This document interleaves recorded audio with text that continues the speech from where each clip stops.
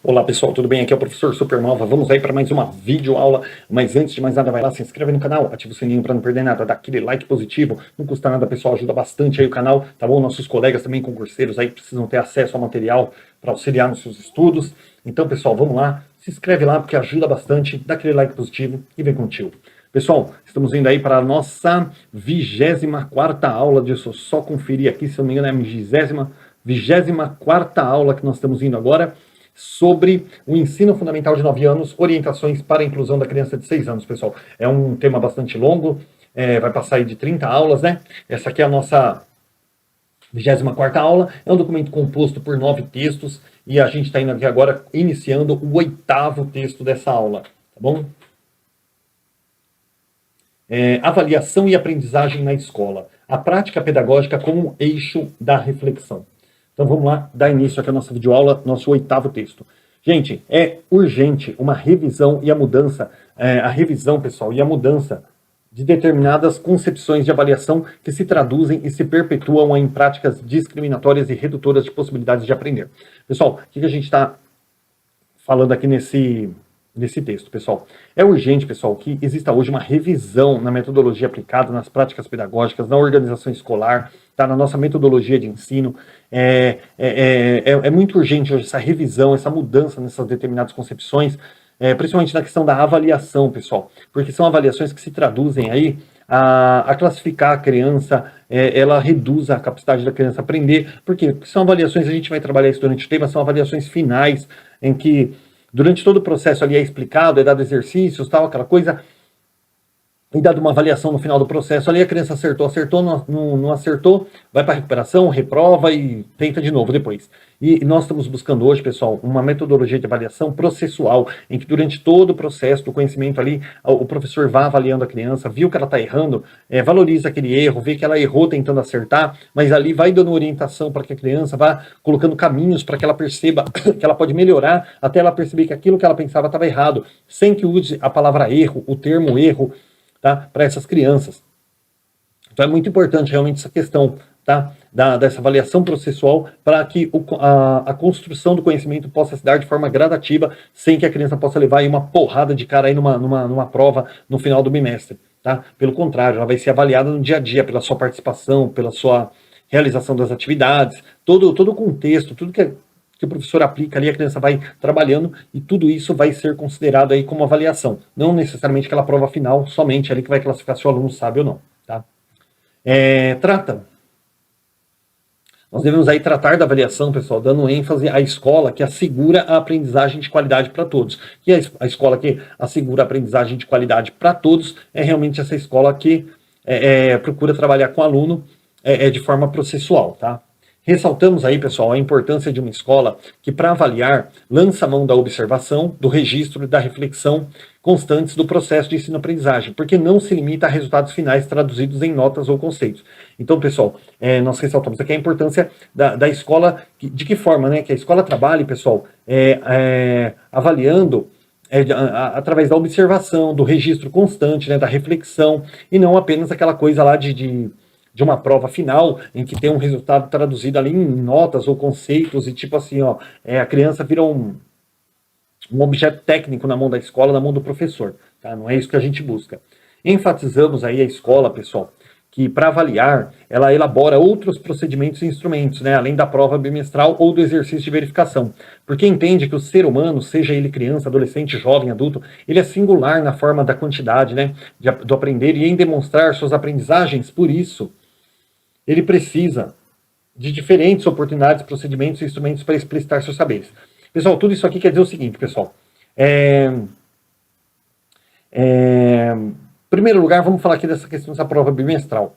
Você pega um aluno, pessoal, que você está explicando a matéria, ele está prestando atenção.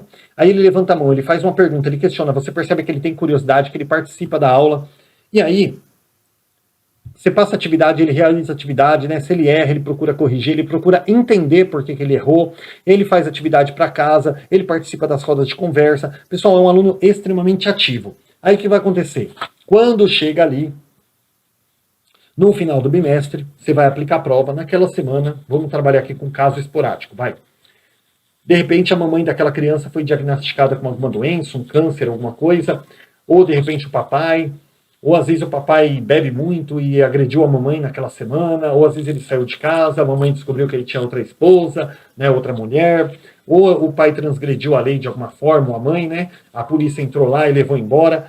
Ou seja, pessoal, todo aquele aluno, aquele aprendizado daquele aluno, naquela semana aquele aluno não está bem. Ele está passando por uma situação da casa dele ali que está tirando a concentração dele. Aí, naquela semana tem a prova. E aquele aluno não vai conseguir realizar aquela prova, porque a cabeça dele está cheia de problemas pessoais. Aí o que acontece? Ele vai lá e tira uma nota vermelha na prova. O que você vai fazer? Vai dar vermelho para ele. Nossa, mas tadinho, um aluno tão bom, né? Puxa vida, levou vermelho. Poxa, pessoal, você não vai considerar que é uma criança que participa, que é uma criança que busca, que quando erra, ela procura entender por que ela errou, sabe? É uma criança 100% ativa. Aí no dia da prova, tira uma nota vermelha, tá alguma coisa errada. Filho, o que aconteceu que você tirou essa nota vermelha? Você não estudou? Não, professor, eu sei, tal.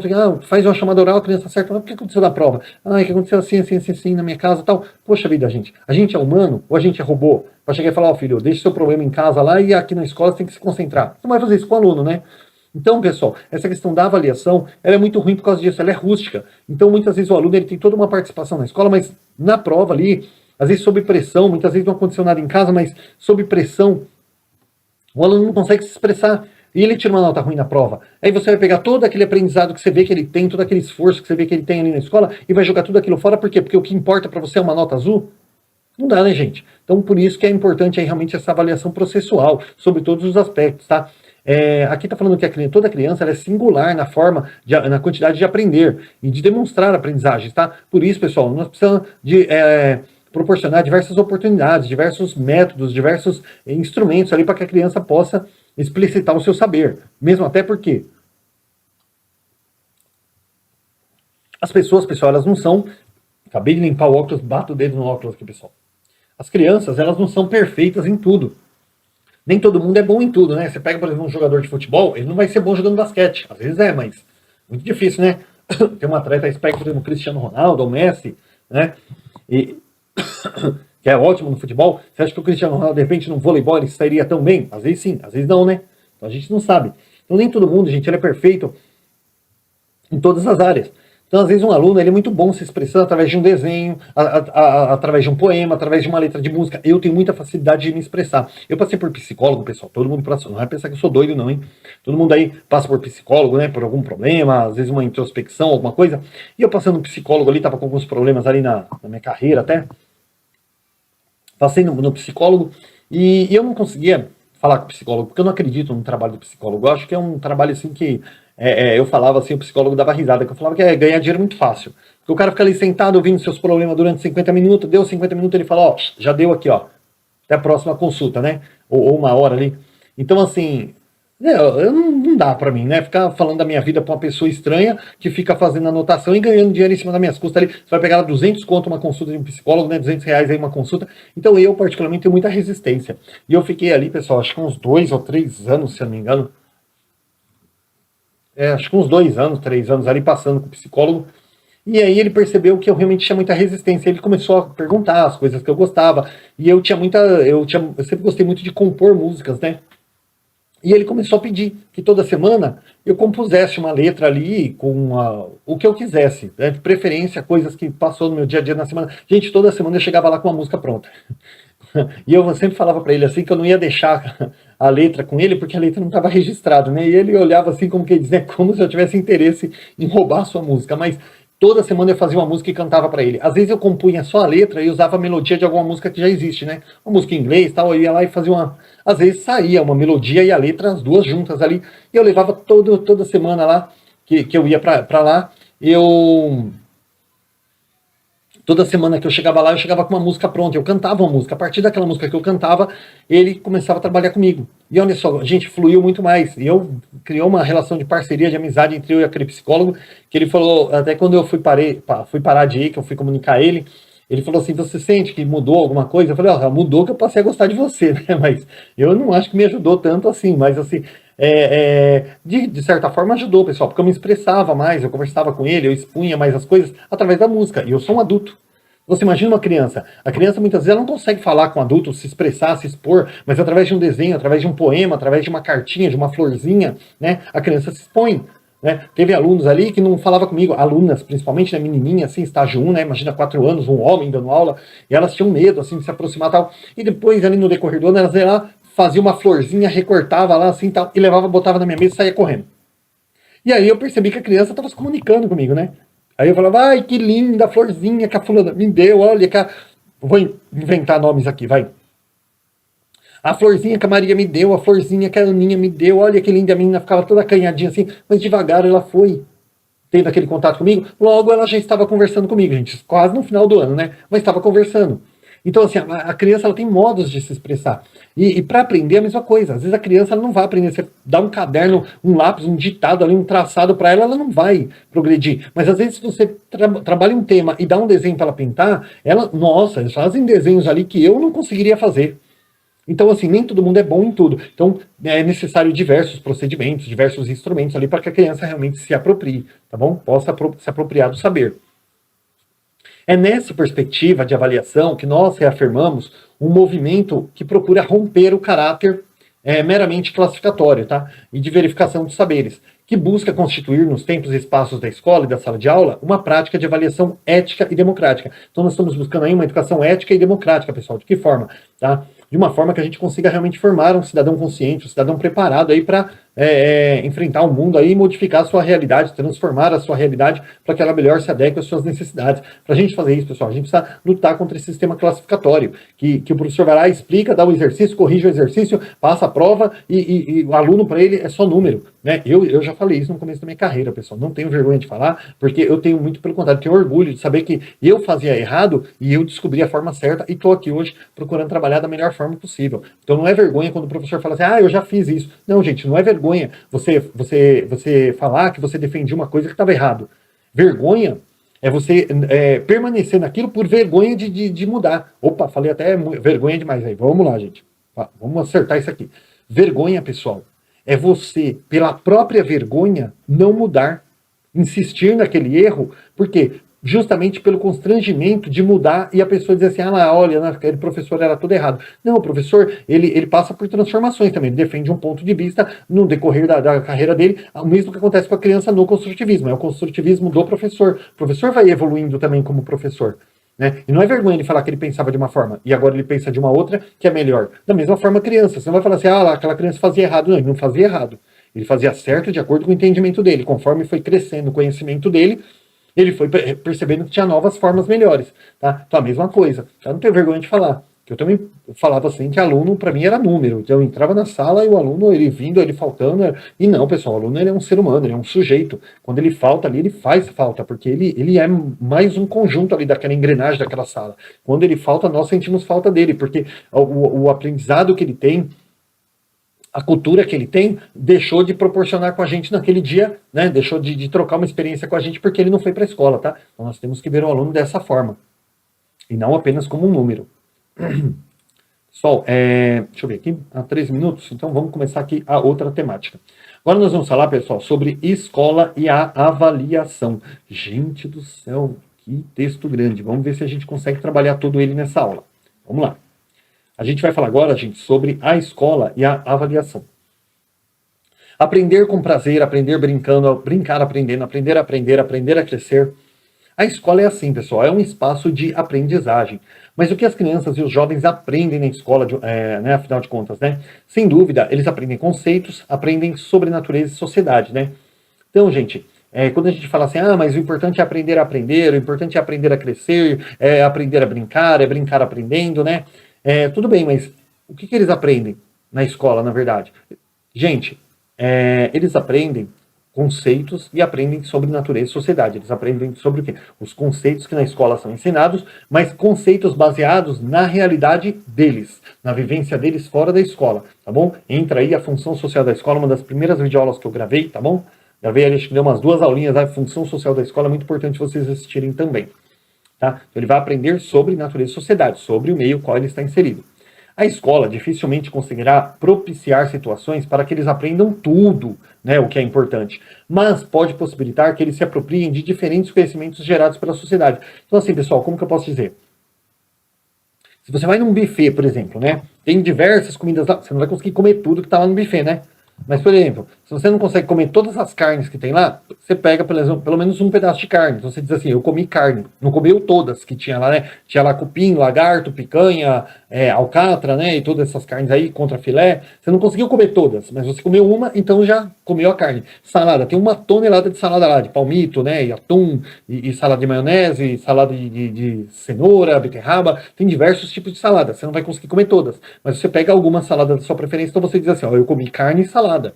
Né? Tem arroz à grega, tem arroz ao forno, tem arroz de carreteiro, tem um arroz branco, tem arroz integral. Você não vai comer todos. Mas você escolhe o arroz que você quer ali. Olha só, eu comi arroz integral com salada e carne. E ali, por aí vai. Então, cada categoria de alimento, o que você vai fazer? Você vai pegar uma delas que você mais goste e logo você comeu um pouco de cada do que tinha ali. Tá? Então, você não necessariamente tem que comer um pedaço de cada carne que está lá. Você come um pedaço de uma determinada carne, então você comeu carne, você comeu salada, você comeu arroz. Né? Então, assim, é a mesma coisa aqui na educação, pessoal. Tá? Quando se trata da educação. Dificilmente a escola consegue propiciar todo o conhecimento possível que fosse necessário ali para aquele aluno. Mas, se você não está vendo que não vai conseguir trabalhar tudo, começa a pegar tópicos de cada ponto, de cada disciplina, de cada segmento que você tinha que ensinar para ele, tópicos importantes. Assim ele vai ter contato com a matemática, com a geografia, com a história, com o português, com a artes, com a língua estrangeira, que no caso é o inglês, com a educação física. Em tudo que tiver desrespeito ali ao planejamento, ele vai ter um contato com cada um deles, ainda que não seja um contato 100%, tá? Mas o importante não é assim, vou trabalhar toda a matemática, quando eu acabar eu trabalho todo o português. Não, porque às vezes vai acontecer de acabar o ano letivo e você não conseguiu trabalhar determinadas áreas. Então, já que você não consegue trabalhar tudo de todas as áreas, pegue um pouquinho de cada, os essenciais ali, o principal de cada área, e vá trabalhando gradativamente com cada área dessa, porque se você atingir 40% de cada um, gente, foi legal, porque foi 40% de cada um. Não foi 100% desse, 100 desse, 30 desse, 20 desse. Foi 70% de cada um, 80% de cada um. Tá? Então é legal trabalhar assim, alternando, para que você trabalhe todas as áreas juntos, ainda que não consiga trabalhar tudo, consiga trabalhar um pouco de cada. Tá bom?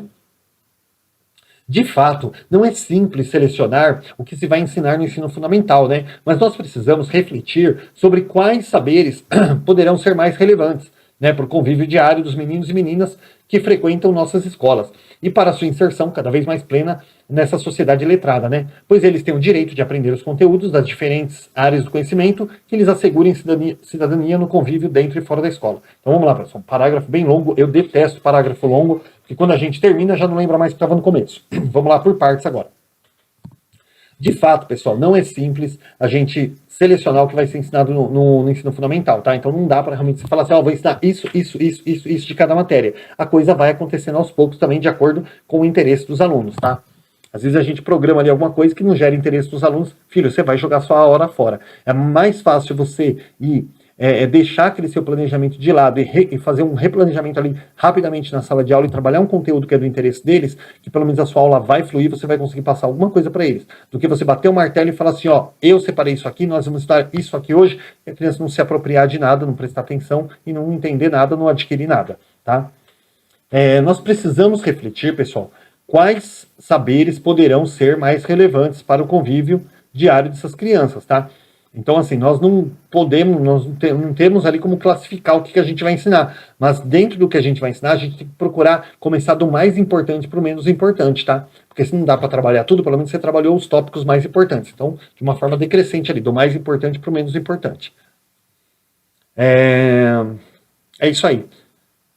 Para garantir a eles, né, o direito de aprender os conteúdos das diferentes áreas do conhecimento que lhe assegurem cidadania no convívio dentro e fora da escola. Então, sempre trabalhando alternado ali todas as matérias, né, para garantir ali o conteúdo, o aprendizado deles nas diferentes áreas do conhecimento. E de forma gradativa, de cima para baixo, do mais importante para o menos importante. Assim, se a gente não consegue, não conseguir trabalhar uma aula 100% durante o ano letivo, 100% de todas as matérias, pelo menos os 70%, 60% que a gente conseguir, são os 60% mais importantes, os 60% mais importante de cada matéria. Tá? Então eles vão ter conseguido ali uma educação de qualidade dentro do que foi possível fazer.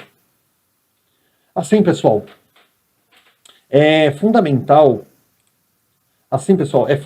que cada professor se sinta desafiado a repensar o tempo pedagógico, né? Analisando se ensina o que é de direito para os estudantes e a seleção de conteúdos, né? Capacidades e habilidades que são de fato importantes naquele momento, né? Considerando que esses estudantes, né, eles apresentam características singulares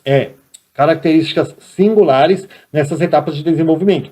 Então, assim, pessoal, é muito importante, é fundamental aí que o professor ele se sinta desafiado, né, a repensar o seu tempo pedagógico, ou seja, pessoal, verificar ali o tempo de trabalho que ele tem com aqueles alunos, né, o que ele preparou, se vai ser possível trabalhar e a melhor forma de aproveitar esse tempo também, tá?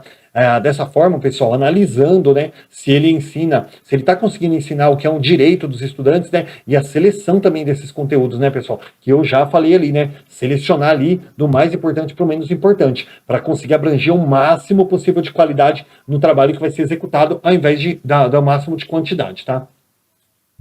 Nós reconhecemos a necessidade. Ah, sim, pessoal, só mais uma coisa. Tudo isso respeitando ali que eles são seres com singularidades, tá? Então eles são seres singulares, não aprendem todos juntos, todos ao mesmo tempo, tá? Então tem que respeitar isso também. Reconhecemos a necessidade da circulação de informações e conhecimentos, mas não queremos que as crianças e os jovens que frequentam nossas escolas aprendam conceitos ou teorias científicas, não é mesmo? Desarticuladas das funções sociais. Ou seja, tem que haver com a realidade, pessoal. Nós reconhecemos... Peraí.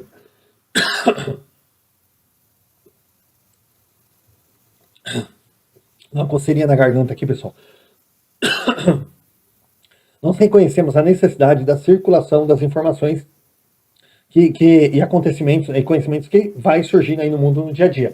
Mas nós não queremos, pessoal, que as crianças jovens que frequentam a escola, eles aprendam conceitos ou teorias científicas. Ou seja, a gente também não tem que ficar disseminando aí na sala de aula tudo aquilo que está acontecendo no mundo afora, porque às vezes são coisas fora do contexto da criança, coisas que não tem muito a ver com o aprendizado dele, não vai acrescentar grande coisa ali para aquela faixa etária daquela criança, tá? Então tudo que a gente ensina tem que ver com a realidade deles e uma realidade que seja significativa para eles, tá bom? Muitas vezes você vai falar assim, porque agora, olha só, o vereador tal do bairro ali, ele foi cassado, né, por causa de coisa de corrupção. Então, pessoal, isso é importante? É importante. É um vereador daquele bairro? É daquele bairro? Vai afetar aquele bairro? Vai afetar aquele bairro. Mas aquela criança, ela vai ter aquele nível de entendimento? Não. Ela não sabe o que é um vereador. Não adianta você falar que é um governante ali do bairro e tal, porque a criança vai ficar muito anotada, ela vai achar assim, ai, nossa, porque o prefeito aqui do meu bairro, da minha rua, foi preso, agora minha rua, né, vai ficar abandonada. Meu, ele não vai entender. Então você vai conversar com o quê? Com a criança? Coisas ali do cotidiano dela, que tem a ver com a cabecinha dela, que ela possa realmente, de acordo com a maturidade dela, entender, tá bom? Então não é tudo que acontece ali ao redor também que você tem que falar para a criança, tem que filtrar ali coisas que realmente tem a ver com a realidade dela, mas que ela consiga entender ali, com a realidade micro da criança, não com a realidade macro também, né? Coisa do bairro, da cidade, do estado de São Paulo, né? Olha, o governador ali foi pego com 1 quilo de cocaína. Não, gente, a criança não vai entender o que você está falando. Tem que falar as coisinhas mais simples ali do cotidiano dela, como uma rua, né? Que foi colocado um semáforo ali na rua, porque os carros passavam em alta velocidade, a criança não conseguia atravessar. Esse tipo de coisa, que tem mais a ver com a realidade da cabecinha dela, tá bom? Nós queremos que eles pensem sobre a sociedade, né? Interajam para transformá-la e construam identidades pessoais e sociais, né? Vivendo a infância e a adolescência de modo pleno. Por isso que nós temos que trabalhar aí com a realidade deles e não de forma desarticulada, tá, pessoal? Mas, como eu falei, né? Uma realidade que tem a ver com a cabecinha deles também, tá? Com o modo deles pensarem ali. O professor, portanto, ele precisa se atentar para o fato de que o currículo, pessoal, ele constrói identidades e subjetividades, junto com os conteúdos das disciplinas escolares, tá? E também adquire-se na escola percepções, disposições e valores que orientam os comportamentos e estruturam personalidades. Então o professor tem que estar atento, pessoal, para o fato de que o currículo ele constrói identidade das crianças. Então tem que ser um currículo ali que tenha a ver com a realidade social, que possa realmente transformar essa criança num cidadão íntegro, preparado ali para o exercício da cidadania, tá? Na escola também, pessoal, o currículo, através do currículo, se adquire aí percepções, disposições e valores. Então, tudo isso precisa ser trabalhado também de uma forma social, para que a criança entenda o papel social dela também, né, na sociedade. O que é um papel social na sociedade, pessoal? É um papel de... vou dar um exemplo, vai, para a criança. Jogar o lixo no lixo, né? Atravessar na faixa, respeitar o papai e a mamãe, né? Não furar uma fila, né? Então essas coisinhas básicas, que para nós é bobinho, mas para a criança é uma coisa importante, é o exercício da cidadania dela, o exercício dela como sujeito social, que está vivendo em sociedade, respeitando o espaço do outro, tá bom? Ou seja, né, ó, quando ocupamos esse espaço social, né, que é a escola, né, lidamos aí com seres em desenvolvimento, que estão em processo de construção de identidades, que aprendem sobre a sociedade, sobre os outros e sobre si próprios, tá? Então isso aqui é só uma complementação do parágrafo de cima aí. Então a escola não pode ali se ater a conteúdos mecanizados, tá? Não, de forma nenhuma. A escola precisa entender que esse espaço social enquanto escola, lá nós lidamos aí com seres em desenvolvimento, tá? Então não... Criança, ela não é um depósito de informação. Eles são seres em desenvolvimento, seres ali que vão ter a sua identidade construída com a colaboração da escola também. Então, nós temos que saber ali trabalhar realmente o papel social, político da criança para transformá-lo aí num cidadão íntegro. Muitas vezes o professor, ele investe suficientemente, gente, na dimensão cognitiva do desenvolvimento e não dedica atenção dimensiva... a atenção à dimensão afetiva. Tá? Então, muitas vezes, o professor, aquele professor mais antigo, assim, ele chega e fala assim, eu não sou pago para ser amigo de ninguém, eu não sou tia de ninguém, eu não sou tio de ninguém, e aquele professor foca realmente na parte cognitiva da criança, e deixa a parte afetiva de lado. Outras vezes, acontece o inverso. Ele cuida das crianças com tanto carinho e atenção, quase vira filho dele, mas sem planejar adequadamente, gente, como que ele vai ajudá-la a progredir na aprendizagem, né, para alcançar aí as metas que devem ser atingidas do ponto de vista cognitivo. Então, gente, tem muito essa coisa, né? Tem hora que o professor, ele foca muito no cognitivo e tem hora que ele foca muito no afetivo. A gente tem que ter um balanço, tá? Balanço por quê, pessoal? Segundo, por exemplo, Henri Vallon, o Vallon defendia muito essa questão da afetividade, pessoal. Se a criança não tiver afetividade, se ela não tiver aquela proximidade do professor, se ela não confiar, se ela não ter o professor como um amigo, ela não vai aprender nada do que o professor faz. Isso aí Vallon defendia, não sou eu que estou falando. Então tem que ter essa parte afetiva, mas também o professor não pode realmente virar o tio da criança, né? Que pega no colo, deixa fazer o que quer, tio, não quero fazer isso, então não faz. Não, não pode. Fala, não, olha, é importante para você aprender, olha os coleguinhas aprendendo e tal, e trabalhando com aquela criança com paciência, mas mostrando para ela a importância realmente do cognitivo. Então tem que ter esse equilíbrio entre a parte cognitiva e a parte afetiva, tá?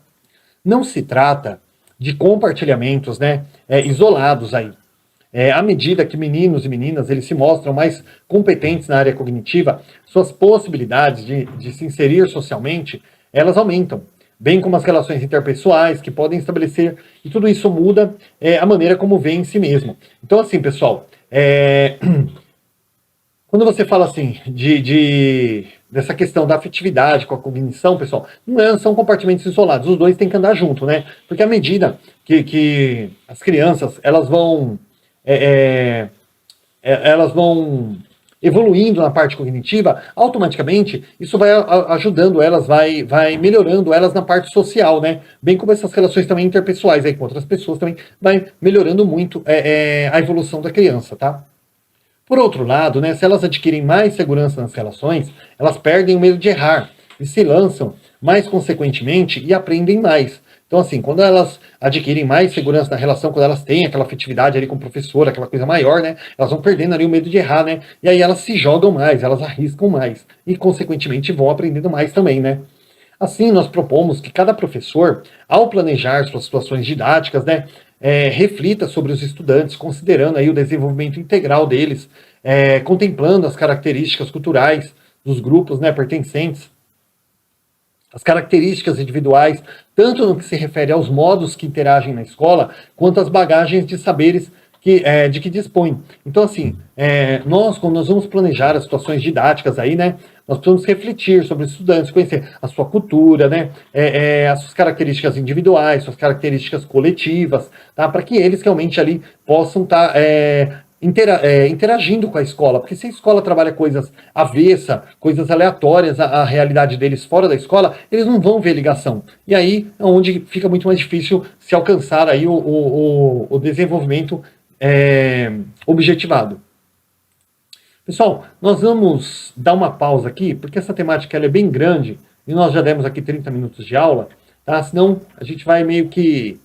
A aula vai ficar muito grande aí, e aí fica cansativa, tá bom? Então vamos fazer aqui uma pausa, a gente continua daqui a pouco aí, tá? Bons estudos para vocês, bebe uma aguinha, vai lá no banheiro fazer um pipi, a gente volta aqui na próxima aula, tá? Bons estudos aí, até daqui a pouquinho.